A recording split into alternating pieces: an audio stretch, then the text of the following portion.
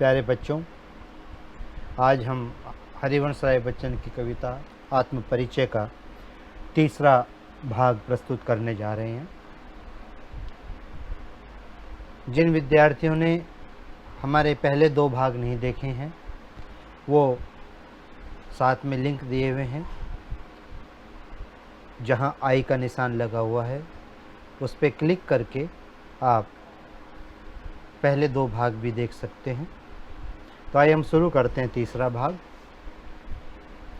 बच्चन जी आत्म परिचय कविता में बताते हुए कहते हैं कि मैं और जग और कहाँ का नाता, मैं बना बना कितने जग रोज मिटाता, जग जिस पृथ्वी पर जोड़ा करता वैभव, मैं प्रतिपग से उस पृथ्वी को ठुकराता, मैं निज रोदन में राग लिए फिरता हूँ, शीतल वाणी में आग लिए फिरता हूँ जिस पर भूपों के प्रासाद निछावर, मैं खंडहर का वह भाग लिए फिरता हूँ। पहली दो पंक्तियों को, विशेष रूप से पहली पंक्ति को ध्यान से समझना। अक्सर विद्यार्थियों को पहली पंक्ति में समस्या आती है। मैं और जग और, कवि क्या कहता है? मैं अर्थात कवि, और मीन्स कुछ और है, दूसरा है, यानी कवि कुछ और है, और ये जो बीच में और आया है ये अगले जग और को जोड़ने के लिए योजक, प्रीपोजिशन की तरह, योजक की तरह इस्तेमाल किया गया है। मैं और जग और, अर्थात मैं कुछ और हूँ और यह संसार कुछ और है। हम दोनों में कोई तालमेल नहीं है, हम दोनों अलग अलग हैं। और का अर्थ है यहाँ पर भिन्न, अलग। जो ये और है मैं के तुरंत बाद, और जो ये और है, इन दोनों का अर्थ है अलग, भिन्न। और जो बीच में और है, इस और का अर्थ है योजक, दोनों को जोड़ने वाला। इंग्लिश में जिसके लिए हम एंड का इस्तेमाल करते हैं, AND, एंड। मैं और जग और, यानी कवि क्या कहता है कि मेरे और संसार के बीच कोई भी सामंजस्य नहीं है, कोई तालमेल नहीं है, मैं कुछ और हूँ और ये संसार कुछ और है। इसलिए हम दोनों के बीच कोई नाता, कोई रिश्ता, कोई संबंध बन नहीं सकता। नाता मीन्स संबंध। हम दोनों के बीच कैसा संबंध हो सकता है? क्योंकि दोनों की विचारधारा अलग है, दोनों की सोच अलग है। संसार के लोग धन वैभव के पीछे दौड़ते हैं और कवि मस्त मौला अपनी दीवानगी में, अपने प्रेम में खोया रहता है। उसे धन दौलत से, वैभव से कोई संबंध नहीं है। कवि अपने सपनों के दुनिया में रहता है, इसीलिए वो अपने सपनों की दुनिया में न जाने कितने जग रोज बना करके मिटाता है। मैं बना बना कितने जग रोज मिटाता, अर्थात कवि अपने प्रेम की दुनिया में न जाने कितने संसार रोज बनाता है और फिर प्रेम को न पा करके उनको मिटा भी देता है, स्वयं उनको ध्वंस भी कर देता है। कवि कहता है जग जिस पृथ्वी पर जोड़ा करता वैभव, यानी संसार के लोग जिस पृथ्वी पर धन दौलत का सामान इकट्ठा करते घूमते हैं, ऐश्वर्य समृद्धि का सामान इकट्ठा करते घूमते हैं, मैं ऐसी पृथ्वी को प्रति पग से, अपने प्रत्येक चरण से, अपने प्रत्येक कदम से ठुकराते हुए चलता हूँ। अगली पंक्ति में क्या कहता है कवि? मैं निज रोदन में राग लिए फिरता हूँ। कवि अपने प्रिया के प्रेम में दीवाना है, पागल है। प्रिया की जब याद आती है तो दुखी हो जाता है, वो रो पड़ता है, लेकिन बावजूद इसके वो प्रेम और प्यार लोगों में बांटते हुए चलता है। अपने दुख से उत्पन्न होने वाली जो रोदन की प्रक्रिया है, जो मन का दुख है, उस दुख को कवि प्रेम के साथ, प्रेम में परिवर्तित करके संसार में प्यार बांटने की बात करता है। शीतल वाणी में आग, बहुत इम्पोर्टेंट है ये।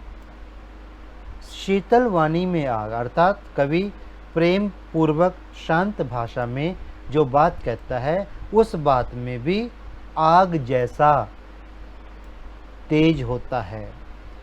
अर्थात कवि अपनी साधारण सी प्रेम पूर्वक भाषा में भी संसार के लोगों को जागृत रखने की कोशिश करता है, संसारिक लोगों में आग पैदा करता है, औज पैदा करता है, जोश पैदा करता है। कवि कहता है, हों जिस पर भूपों के प्रासाद निछावर, भूप मीन्स राजा, प्रासाद मीन्स महल। कवि कहता है कि जिस पर राजाओं के बड़े बड़े महल न्यौछावर हो जाते हैं, मैं उस खंडर का भाग लिए फिरता हूँ। अर्थात कवि अपने जीवन में जो प्रेम कवि को मिला है उस प्रेम रूपी खंडर को, क्योंकि आज उसकी प्रिया, आज उसकी प्रेमिका उसके साथ नहीं है, तो इसलिए उसकी याद एक खंडर के समान उसके हृदय में है। तो कवि अपनी प्रिया की याद को एक खंडर के भाग के समान अपने हृदय में समाये रखता है और उस प्रेम के लिए कवि बड़े से बड़े महलों को, बड़ी से बड़ी राजगद्दी को भी ठोकर मारते हुए आगे निकल जाता है। और इसमें देखिए कवि क्या कहता है कि मैं और संसार दोनों अलग अलग हैं, दोनों में यानी मुझ में और संसार में कोई संबंध नहीं है, संसार के साथ मेरा टकराव चल रहा है। कवि अपनी कल्पना के अनुसार प्रतिदिन न जाने कितने संसारों का निर्माण करता है और फिर उन्हें मिटा देता है। यह संसार जिस धरती पर सुख के साधन एकत्रित करता है, कवि हर कदम पर उस धरती को ठुकराया करता है। अर्थात जिस संसार में वह रह रहा है उसी के प्रतिकूल आचार विचार रखता है। संसार के सुख साधन कवि को कोई प्रलोभन देने में सफल नहीं हो पाते हैं। कवि अपने मन के अनुसार लगातार अपनी दुनिया में खोया रहता है। कवि कहता है कि अपने रोदन में भी प्रेम लिए फिरता है, उसकी शीतल वाणी में भी आग समाई हुई है, अर्थात उसमें असंतोष झलकता है। उसका जीवन प्रेम में निराशा के कारण खंडहर सा है, फिर भी उस पर राजाओं के महल न्यौछावर होते हैं। ऐसे खंडहर का एक हिस्सा लिए कवि घूमता है जिसे महल पर न्यौछावर कर सके। तो कवि ने अपनी अनुभूतियों का परिचय दिया है। कहाँ का नाता में प्रश्न अलंकार है। रोदन में राग और शीतल वाणी में आग, दो विरोधी बातें हैं। जहाँ रोना है वहाँ प्रेम नहीं हो सकता है, राग नहीं हो सकता, और जहाँ शीतल वाणी है उसमें आग नहीं हो सकती है। लेकिन विरोधाभास अलंकार का बहुत सुंदर प्रयोग यहाँ कवि ने किया है। बना बना, मैं बना बना कितने जग रोज मिटाता, बना बना में पुनरुक्ति प्रकाश अलंकार है। और मैं और जग और शब्द की आवृत्ति में यमक अलंकार है। कहाँ का जग, जिस पृथ्वी पर अनुप्रास अलंकार है। श्रृंगार रस है, खड़ी बोली है, और मैं शैली का प्रयोग कवि ने किया है। ये जो विशेष में सारी बातें हैं, यही सारी बातें वास्तव में कविता का या काव्यांश का जब काव्य सौंदर्य लिखना है या शिल्प सौंदर्य हमें बताना है तो शिल्प सौंदर्य में ये सब बातें आपको लिखनी होंगी। अब इससे प्रश्न देखिए, कवि और संसार के बीच क्या संबंध है?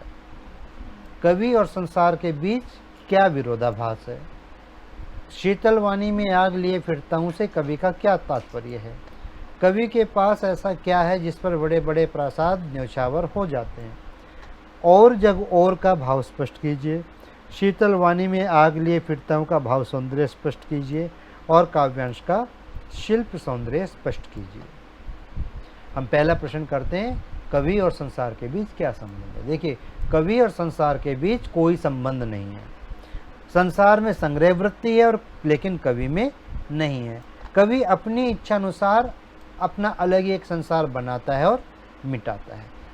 दूसरे स्टेंजे में भी इस प्रकार का प्रश्न हमने डिस्कस किया था, कवि और संसार के बीच कैसा संबंध है, और उस स्टेंजे के अनुसार इस प्रश्न का उत्तर क्या बना था? कवि और संसार के बीच खट्टा मीठा संबंध है, विरोधाभासी संबंध है। वहाँ पर भी हमने ये बात रखी थी। कवि और संसार के बीच क्या विरोधाभास है? कवि सांसारिक आकर्षणों से दूर है, वह सांसारिक आकर्षणों को ठोकर मारता है और अपने अनुसार अपने मन से व्यवहार करता है, जबकि संसार के लोग अपार धन संपत्ति एकत्रित करते हैं, धन संचय एकत्रित करते हैं और धन संचय के साथ उनमें सांसारिक नियमों के अनुरूप वे व्यवहार भी करते हैं, जबकि कवि अपनी मर्जी से व्यवहार करता है। शीतल वाणी में आग लिए फिरता हूँ से कवि का तात्पर्य क्या है? इस पंक्ति का तात्पर्य है कि कवि अपनी शीतल व मधुर आवाज में भी जोश, आत्मविश्वास, साहस, दृढ़ता जैसी भावनाएं बनाकर रखता है ताकि वह दूसरों को जागृत कर सके।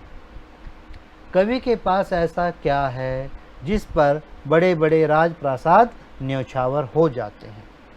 कवि के पास प्रेम रूपी महल के खंडर हैं, अर्थात कवि के पास उसकी प्रिय की याद का महल है, जो प्रिय से दूर होने के कारण खंडर के समान बताया गया है। संसार के बड़े बड़े राजा प्रेम के आवेग में राजगद्दी भी छोड़ने को तैयार हो जाते हैं। कवि का कहना है कि प्रेम के समक्ष वह राजगद्दी को भी ठुकरा देता है। और जग और का भाव स्पष्ट कीजिए। और जग और का अर्थ यह है कि संसार कवि की भावनाओं को नहीं समझता है। कवि प्रेम की दुनिया में खोया रहता है, जबकि संसार संग्रह वृत्ति में विश्वास रखता है। अतः दोनों में कोई संबंध नहीं है, कोई एक रूपता नहीं है।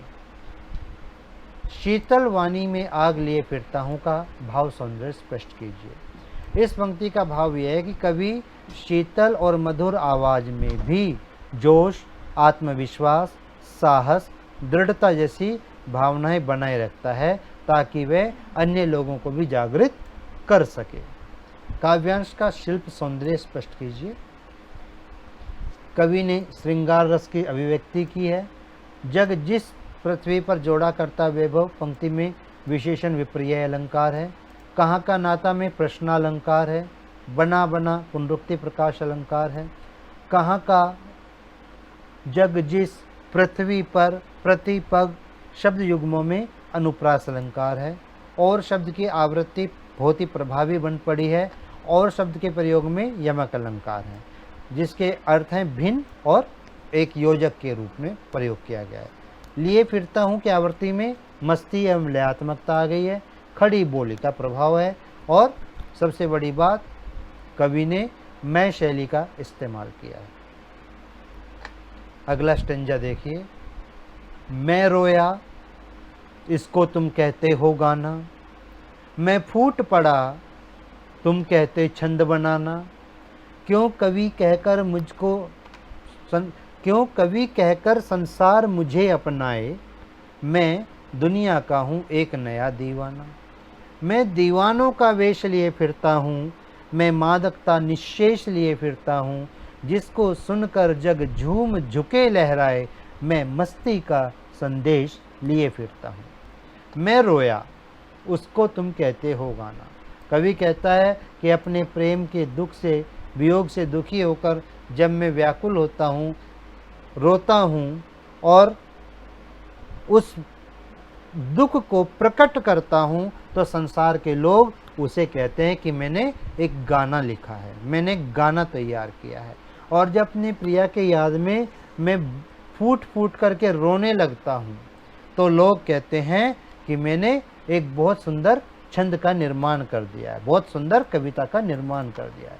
क्यों कवि कहकर संसार मुझे अपनाए। पता नहीं ये संसार मुझे क्यों कवि कह करके स्वीकार कर रहा है, कवि रूप में स्वीकार कर रहा है।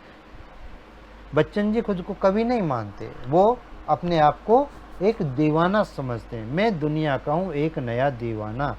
वो कहते हैं संसार पता नहीं मुझे क्यों कवि मानता है, जबकि मैं तो एक दीवाना हूँ, प्रेम का दीवाना। मैं दीवानों का वेश लिए फिरता हूँ, मैं मादकता निश्शेष लिए फिरता हूँ। मादकता मीन्स मस्ती, निश्शेष संपूर्ण, कुछ भी शेष भी इसमें नहीं बचता। अर्थात मैं तो एक ऐसी मस्ती अपने साथ, प्रेम की मस्ती अपने साथ ले फिर रहा हूँ जिसमें मुझे और किसी चीज़ की और किसी वस्तु की आवश्यकता ही नहीं है। जिसको सुनकर जग झूम झुके लहराए, मैं मस्ती का संदेश ले फिरता हूँ। बच्चन जी कहते हैं कि जिस मस्ती को सुन करके, मस्ती के प्रेम के जिन गीतों को सुन करके संसार के लोग झूमने लगते हैं, प्रेम के चरणों में झुकने लगते हैं, प्रेम के वसीभूत लहराने लगते हैं, मैं ऐसा मस्ती का संदेश लिए फिर रहा हूँ। अब इसको एक बार व्याख्या को देखिए। कवि क्या कहता है कि प्रेम की पीड़ा के कारण उसका मन रोता है, अर्थात कवि के हृदय की व्यथा ही शब्द रूप में प्रकट हुई है। उसके रोने का, जब कवि अपनी उस व्यथा से, उस पीड़ा से शब्द रूप में उसे प्रकट करता है, तो कवि के उस रोने को संसार गाना मान बैठता है। और जब ये प्रेम की वेदना, विरह की वेदना अधिक हो जाती है, तो वह दुख को शब्दों के माध्यम से व्यक्त करता है, और संसार इस प्रक्रिया को छंद बनाना कहती है। कवि प्रश्न करता है कि संसार मुझे कवि के रूप में अपनाने के लिए तैयार क्यों है। वह स्वयं को संसार का दीवाना कहता है, जो हर स्थिति में मस्त रहता है। संसार उसे दीवाना क्यों नहीं स्वीकार करे। यह दीवानों का रूप धारण करके संसार में घूमता रहता है। उसके जीवन में जो मादकता, जो मस्ती शेष रह गई है, वह उसे लिए हुए घूमता रहता है। इस मस्ती को सुनकर सारा संसार झूम उठता है। कवि के गीतों की मस्ती सुनकर लोग प्रेम में झुक जाते हैं और आनंद में झूमने लगते हैं। मस्ती के संदेश को लेकर कवि संसार में घूमता है, जिसे लोग गीत समझने की भूल कर बैठते हैं। कवि मस्त प्रकृति का व्यक्ति है, वह मस्ती उसके गीतों से दिखाई पड़ती है। कवि कहकर झूम झुके में अनुप्रास अलंकार है। क्यों कवि कहकर संसार मुझे अपनाए में प्रश्न अलंकार है। खड़ी बोली का स्वाभाविक प्रयोग है।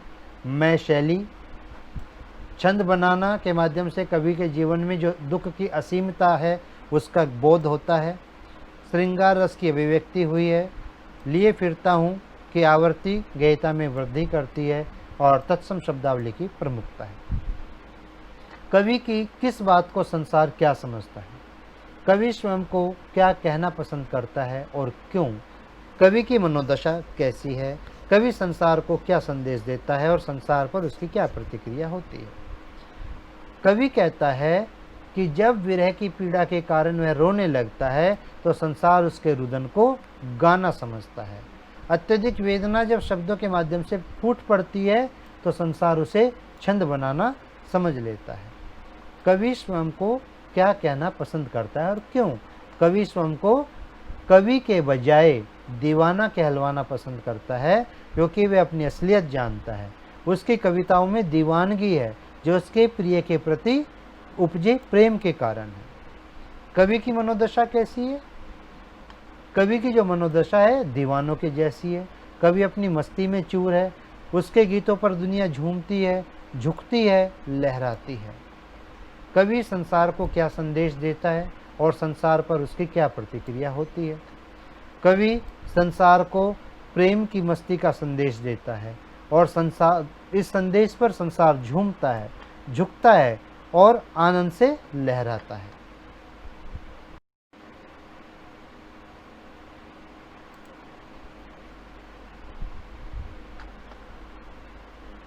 आइए अब हम आत्मपरिचय कविता के जो प्रश्न हैं उन पर चर्चा करते हैं। पहला प्रश्न, कविता एक ओर जग जीवन का भार लिए घूमने की बात करती है और दूसरी ओर मैं कभी न जग का ध्यान किया करता हूँ। विपरीत से लगते इन कथनों का क्या आशय है। जग जीवन का भार लेने से कवि का अभिप्राय है कि वह सांसारिक दायित्वों का निर्वाह कर रहा है। आम व्यक्ति से वह अलग नहीं है और सुख दुख, लाभ हानि आदि को झेलते हुए अपनी यात्रा पूरी कर रहा है।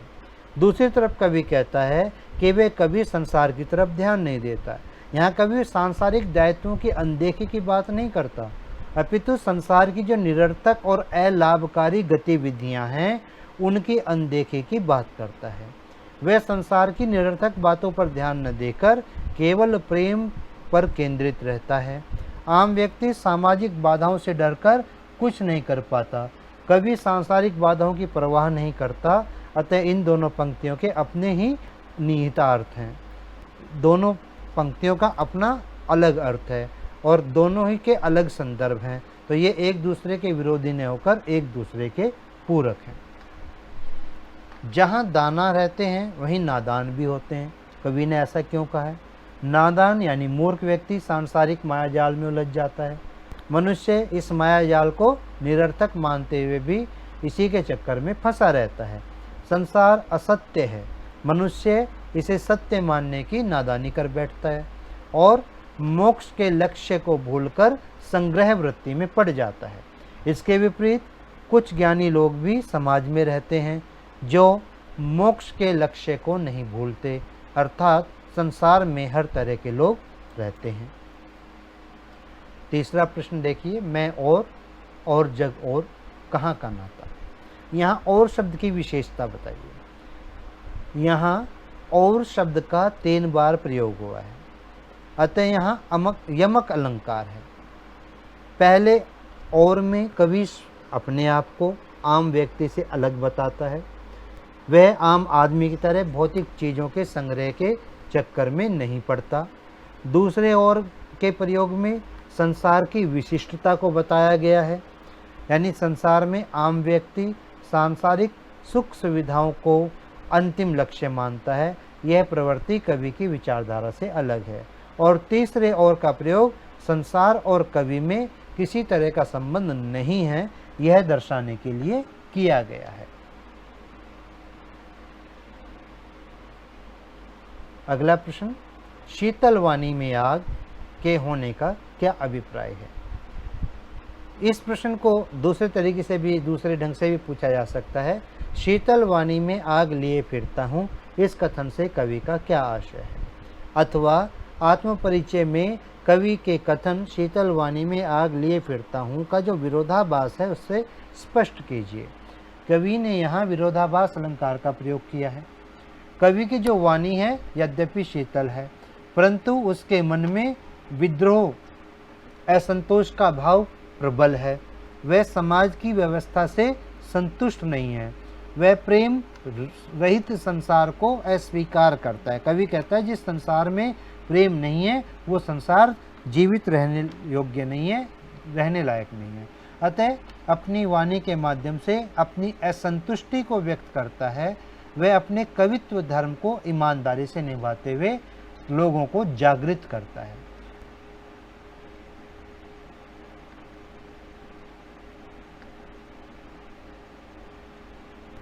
संसार में कष्टों को सहते हुए भी खुशी और मस्ती का माहौल कैसे पैदा किया जा सकता है।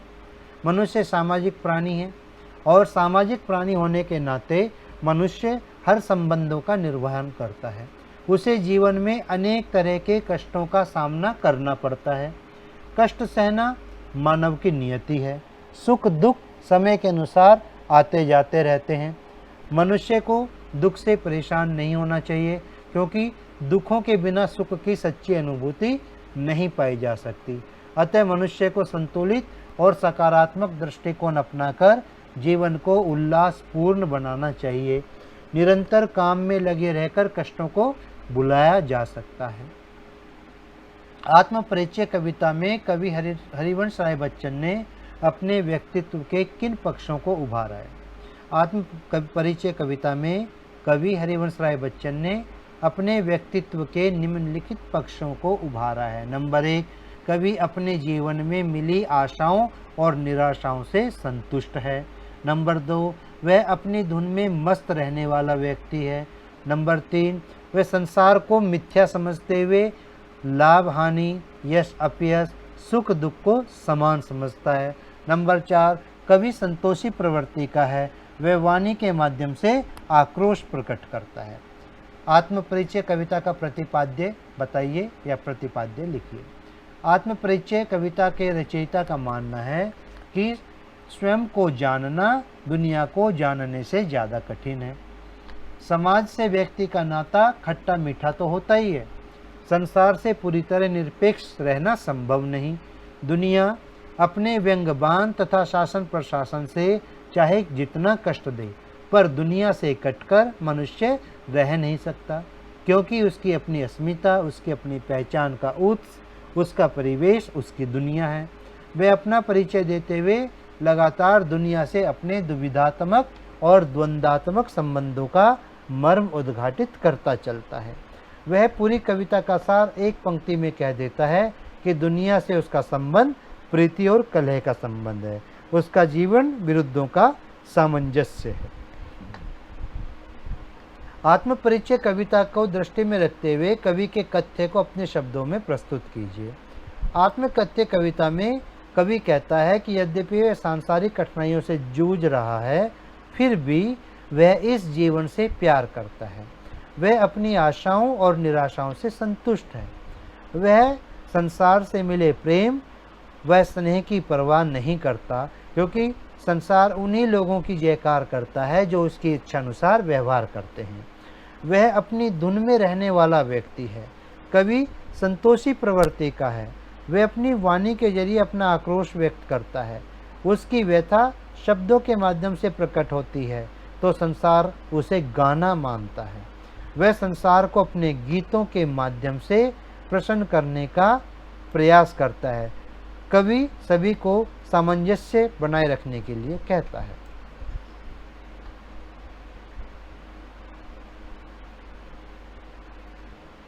यहाँ देखिए काव्यांशों पर जो आधारित प्रश्न है। मैं स्नेह सुरा का पान किया करता हूँ, मैं कभी न जग का ध्यान किया करता हूँ, जग पूछ रहा उनको जो जग की गाते, मैं अपने मन का गान किया करता हूँ। ये काव्यांशों पर आधारित प्रश्न, यानी कवि ने स्नेह को सुरा क्यों कहा है, संसार के प्रति उसका नकारात्मक दृष्टिकोण का क्या कारण है, संसार किन को महत्व देता है, कवि को वह महत्व क्यों नहीं दिया जाता, उद्गार और उपहार में कवि को ये क्यों प्रिय हैं। यह अपूर्ण संसार ने मुझको भाता, मैं सपनों का संसार लिए फिरता हूँ, कवि ने ऐसा क्यों कहा है। कवि ने स्नेह को सुरा क्यों कहा है। कवि ने स्नेह को सुरा इसलिए कहा है क्योंकि वह प्रेम की मादकता में डूब जाता है। इस मादकता के कारण उसे सांसारिक कष्टों की परवाह नहीं रहती। संसार किन को महत्व देता है और कवि को वह महत्व क्यों नहीं मिल पाता। संसार उन लोगों को महत्व देता है जो सांसारिक में डूबे रहते हैं और सांसारिकता को ही सर्वोत्तम मानते हैं। कवि सांसारिकता से दूर रहता है, इसलिए संसार कवि को महत्व नहीं देता। उद्गार और उपहार कवि को क्यों प्रिय हैं। उद्गार इसलिए पसंद है क्योंकि इस उद्गार में उसके मन के भाव समाये हुए हैं जिन्हें वे दुनिया को देना चाहता है। उसे उपहार इसलिए पसंद है क्योंकि उसके हृदय रूपी उपहार में कोमल भाव समाये हुए हैं। आशय स्पष्ट कीजिए। है अपूर्ण संसार ने मुझको भाता, सपनों का संसार लिए फिरता हूँ। कवि कहता है कि भारी संसार प्रेम के बिना अपूर्ण है। संसार में प्रेम का अभाव है, इसलिए कवि प्रेम रहित संसार को अधूरा मानता है और उसे अधूरा संसार भाता नहीं है, पसंद नहीं आता है। कवि के मन में प्रेम से परिपूर्ण संसार का एक सपना है जिसे वे अपना एक साकार रूप देना चाहता है। तो ये थे हरिवंश राय बच्चन की कविता आत्मपरिचय से संबंधित प्रश्न। प्यारे बच्चों, हरिवंश राय बच्चन की जो कविता है आत्मपरिचय, वो 3 भागों में व्यक्त है। इसके तीनों भाग आप देख लीजिए और इस कविता को अच्छे से समझ लीजिए। तीनों भाग देखने के पश्चात अगर आपके मन में किसी भी प्रकार का और अन्य कोई प्रश्न उत्पन्न होता है, कोई जिज्ञासा उत्पन्न होती है या कोई बात आपको साझा करनी है, तो आप निस्संदेह निसंकोच कमेंट कीजिए ताकि हम अगली जो वीडियो हैं उनमें उन सभी बातों को शामिल कर सकें। अगर आपको ये वीडियो पसंद आई है तो आप इसे लगातार देखते रहिए, शेयर कीजिए और हाँ, चैनल को सब्सक्राइब ज़रूर कीजिए।